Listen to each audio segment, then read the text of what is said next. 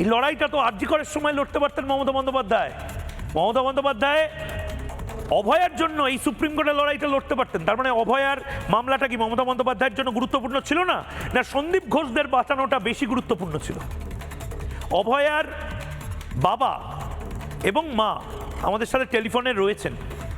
আমি কাকু আপনাকে জিজ্ঞেস করছি, আজকে মমতা বন্দ্যোপাধ্যায় প্রথমত উনি আইনজীবী হিসেবে লড়েননি, উনি মামলাকারী হিসেবে নিজের কিছু কথা বলেছেন, কোর্ট সেটাকে শুনেওছে। কিন্তু এই লড়াইটা তো মমতা বন্দ্যোপাধ্যায় কালো কোট পরে অভয়ার জন্য লড়তে পারতেন।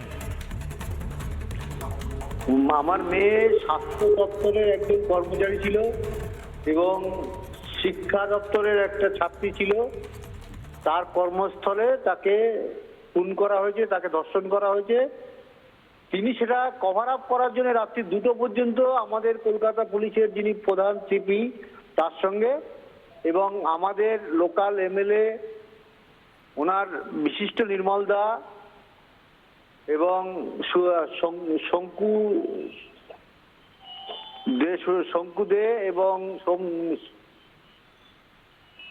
সঞ্জীব মুখার্জি এদের সঙ্গে সারাক্ষণ যোগাযোগ রেখে চলেছেন। এবং আমাদের যে ফোনটাতে কথা বলতে দিয়েছিলেন এখন মনে হচ্ছে সে ফোনটা অবশ্যই সিপির ছিল না, অন্য কারো ফোন ছিল।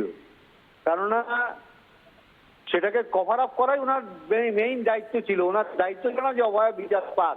আজকে আমরা বিচারের জন্য দুয়ারে দুয়ারে ঘুরছি, ওনাদের কোন রকম তাতে হেলদোল নেই। ওনারা যারা মমতা বন্দ্যোপাধ্যায়কেই আইনজীবী হিসেবে নিয়ে যেতে পারতেন।